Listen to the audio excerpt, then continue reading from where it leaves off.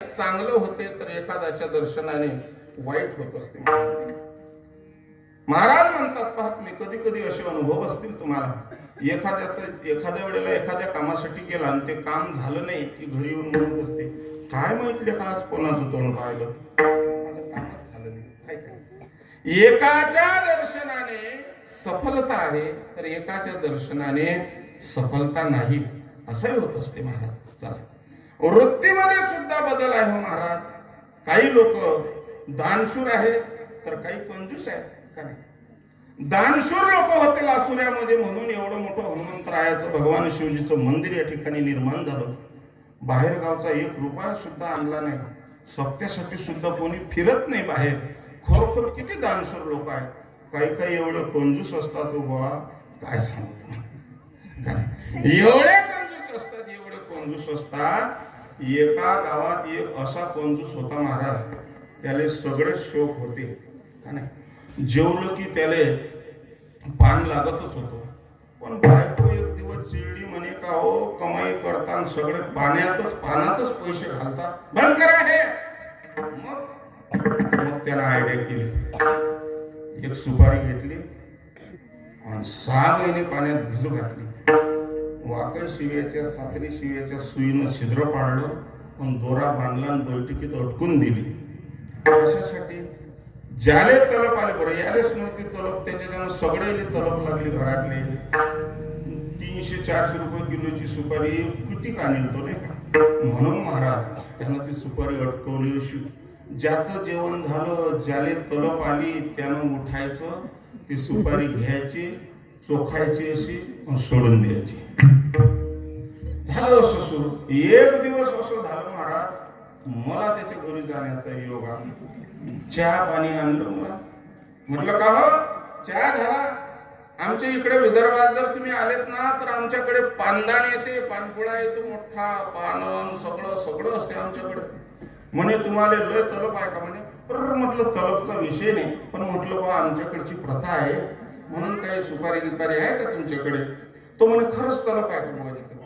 म्हटलं तलपीचा विषय नाही, पण आमच्याकडचं सांगतो. नाही म्हणे खरंच लय तलप आहे का तुम्हाला. मी म्हटलं असं काय विचारता तुम्ही 2-2, 3-3 वेळेस. नाही म्हणे तुम्हाला जर लय तलप असेल तर आमच्या घरी सुपारी आहे म्हणे बा. म्हटलं कुठे. म्हणे पाय अटकेला. मी ते पाहिजे. म्हटलं फक्त पायासाठी आहे का. म्हटलं असं. म्हणे नाही, ज्याला तलप आली त्यानं ती सुपारी अशी धरायची, चोखायची, सोडून द्यायची. मी म्हटलं तुम्ही चोखा, तुमचं तुम्हालाच दिली ती सुपारी. मी काय बरं जाऊ द्या म्हणे बाबा, आमचा मुलगा लग्नाचा आहे म्हणे, आम्हाला लोक लस भोंदतात, एवढे बायोडाटे येतात माझ्याजवळ, पण आता मी करूच काय. एक दिवस असं वाटेल का मीच साडी नेसू आता, मेकअप मीच साडी नेसून दाखवत जाऊ का. घेतला नियम घेतला, आपणच दाखवायचं असं माझ्या मनात आलं. कायच करावं राहिले, फुल भेटूनच नाहीत राहिले ना.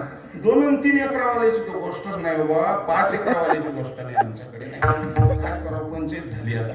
एवढ्या लोकांना भेरक्या पोरीला मी म्हटलं, भेरकी होती बरं वयाने मोठी होती, मी म्हटलं द्या जाऊ दे चालते आपली, तरी नाहीच म्हणे. अहो लेकरावाली मागितली, म्हटलं जाऊ द्या असू द्या, एक लेकरू सोबत द्या म्हटलं. अहो नाही दिली. आता मी त्या पोरावाल्याला सांगून राहिलो, राजा एवढे प्रयत्न केले मी, भेरकीले म्हटलं ती भज्याकडे पाहिजे ना आलूगडा मागते, त्याही गोष्ट नाही घेतली राहिली. तुमचं पोरग तुला चांगलं आहे दिसायला काय काय, अशी परिस्थिती झाली. तो म्हणे नाही 5 म्हणे महाराज. मी आलो ते जाऊ दे, पण कसं पाहिजे तुम्हाला. तो म्हणे काही नाही, आपल्यासारखं असलं पाहिजे. मी बसलो डोकं खाजून. मी म्हटलं एवढं कंजूस कुठेच पाहू म्हटलं. पण खरंच शिवापाटी एका गावात मी गेलो, मला सापडलंच तिथं. तेव्हापासून मला सवयच लागली, मी कोणाच्या घरात गेलो चहा घ्यायला की मी वर पाहत असतो, काय का सुपारी अटके. एका घरात मला दिसली सुपारी अटके. ती सुपारी अटकवलेली पाहिली. म्हणे चहा घेता का दूध घेता महाराज. म्हटलं मी काहीच घेत नाही. म्हणे काऊ. म्हटलं तसं नाही, म्हटलं चहा घेऊ पण चहाची गडबड नाही. म्हटलं बा पण काही पोरगी गिरगी आहे का लग्नाची. तो म्हणे 2 वर्ष झाले पाहून राहिलो पण आमच्यासारखं भेटूनच नाही राहिलं. मी म्हटलं बस जमते मिळेल. मी म्हटलं राहिलं तुमच्यासारखाच आहे म्हटलं, एक सोयरा तुमचा, पण तो मेळ बसते म्हटलं बा तुमचा. म्हणे महाराज काय हरकत नाही, घ्या नियम. आणि खरंच नियम घेतला, तारीख दिली त्यांनी. आणि तिकडे पोराच्या घरी गेलो, ते फोन केला, भेटलो, म्हटलं असं असं आहे राजा, तुमच्यासारखा सोयरा आहे आणि चला म्हटलं. म्हणजे काय हरकत नाही, पण मी बुवाजी एक काम करायचा. ईश्वर म्हणे आताच आपण गेलो पण पोरगी पसंत आली तर तिथं साक्षगंधच करू, डबल खर्चाचं काम असेल. काऊन म्हणे असं, ते कंजूस होतं ना एवढं, सुपारी चोखे नाही, म्हणून ते कंजूस असल्याच्यानं ते म्हणजे उरकायचंच ना देवतो, लवकर उरकलं पाहिजे. म्हटलं बा तिथं गेल्यावर ते तुम्ही ठरवजा, माझं एकच काम आहे म्हटलं, तुमच्या 2 पार्ट्यांना एका ठिकाणी आणणं, तेवढं काम आहे म्हटलं माझं, ते पुढचं तुम्ही पहा तुम्हाला काय करायचं आहे. काय हरकत नाही, ठरलं महाराज. त्यानं जवळचे पाहुणे घेतले, 10-20 पाहुणे घेतले, 2 काळ्या सांगितल्या, त्या क्लुजर आल्या महाराज. आणि त्या गावात आम्ही गेलो आणि मुलगी वगैरे दाखवली. आणि मुलीचं घर थोडं छोटं होतं म्हणून दुसऱ्याच्या घरात सगळी बैठक बसली. मुलगी पसंत आली आणि तिथंच येणे विषय घेतला. म्हणे का हो, इथं जर टिक्के लावले म्हणजे आपण साक्षगंध केलं तर, ते म्हणत काय हरकत नाही. आता ती कंजूस आले, कंजूस भेटल्यावर काय महाराज ते नाही का, जाऊ दे ना, त्याला वाटे कुठं पैसे खर्च करता, पंखा लावान, बफे लावान, हे करान, बियाण सांग, जाऊ दे उरकून टाका. ठरलं. 2-4 लोक खामगावला गेले आणि डाग वगैरे कपडा घेऊन या आजच, आणि सगळं ठरलं महाराज. ते येईपर्यंत पाहुण्याची जेवणाची व्यवस्था वगैरे झाली. पाहुण्याची जेवण झाली आणि एक पाहुणा म्हणे पोरीचं घर कोणतं आहे दाखवा मला. अरे चला ना म्हणे, बैठक तिथं बरोबर सजवेला आहे म्हणे, गाद्या टाकून चला, पान सुपारी तिथेच घेऊ आपण. गेले सगळं गेल्यानंतर सगळं पाहुणे बसले, मस्त घर पाय. याला तलप लागली पोराच्या बापाने, आणि याला घरची सवय होती सुपारी चोख्याची. ती त्या बैठकीत बसता बरोबर त्यानं वरच पाहिलं असं.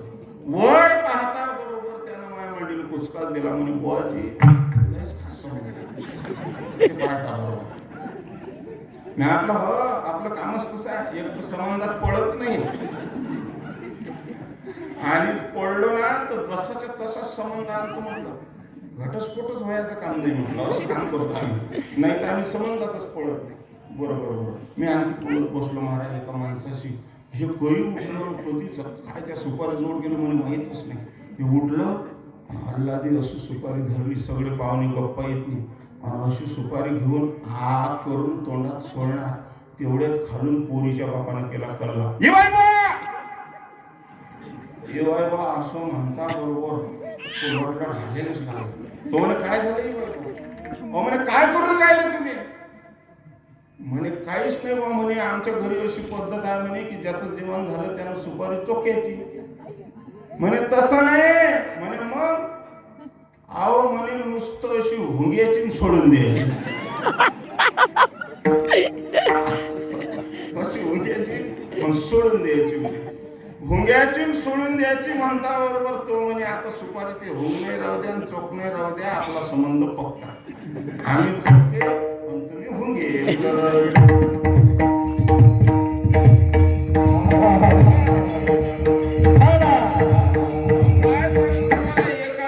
मी गेलो राजा, पण तिथं चहा पाणी झालं, मी पायात बसलो. म्हणे तिथं सुपारी अटकेली दिसली. म्हटलं का हो, मीच डोक्यात विचार करत राहिलो. एका घरी गेलो तर तिथं सुपारी चोखतात, एका घरी गेलो तिथं हुंगतात. म्हटलं रोजचं विचारच काय. म्हणून महाराज मी त्यांनी म्हटलं भाऊ इकडे आपण चहा घेता की दूध घेता. म्हटलं चाय राहू दे, दूध राहू दे, पण मला एक सांग म्हटलं बा, हे सुपारीचं काय आहे तुमच्या घरी गणित.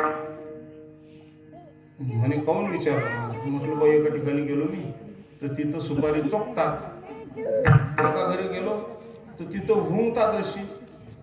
म्हणे आपलं तसं दोघांच्या सारखं आपलं नाही म्हणे. मी म्हटलं मग तुझ्या घरी कसं आहे. म्हणे ऐका म्हणे, दिवस निघाला हे बाई खिडकी आहे म्हणे इकडं, या खिडकीतला सूर्यप्रकाश असं त्या सुपारीवर पडते आणि त्या सुपारीची सावली या भीतीवर पडते. म्हणे ज्याचं जेवण झालं त्यानं यायचं, सुपारी चोकायची नाही, हुंग्याची नाही, त्या भीतीवर फक्त चाटायचं असं.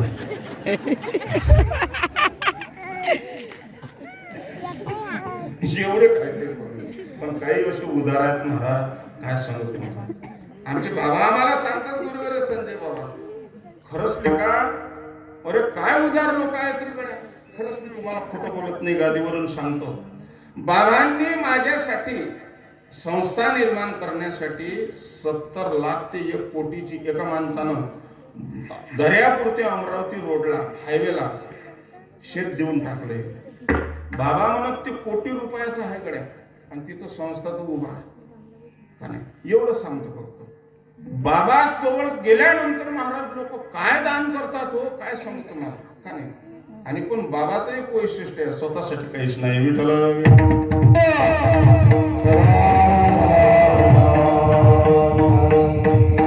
काही लोक उदार आहेत, काही लोक कंजूस आहेत, ही त्यांची वृत्ती आहे, ही त्यांची सवय म्हणू आपण. अहो काही दर्शनामध्ये सुद्धा तसंच आहे, काही नावामध्ये सामर्थ्य आहे. एकाचं नाव घेतलं तर पाप होते आणि एकाचं नाव घेतलं तर पुण्य होते. कोणाचं नाव घेतलं तर पुण्य होते. पुण्यवंत व्हावे, पुण्यवंत व्हावे, पुण्यवंत व्हावे, पुण्यवंत व्हावे.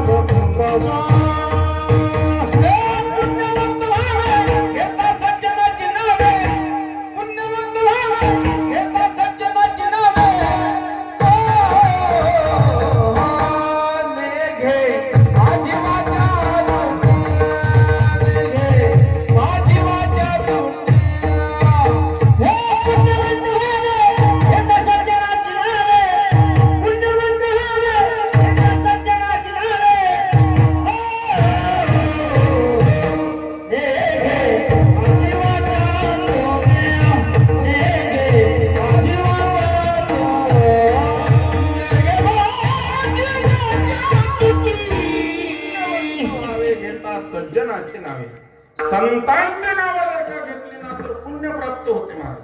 संतांच्या नावामध्ये किती पावर आहे महाराज नाही का. ज्ञानदेव म्हणतात, ज्ञानदेव देतो. ज्ञानोबारायांचं नाम चिंतन केलं ना तर खरोखर अज्ञानी माणूस सुद्धा ज्ञानी होतो. जगद्गुरु तुकोबारायांचं नाव घेतलं ना महाराज तर यम थरथर थरथर कापतो. तुकाराम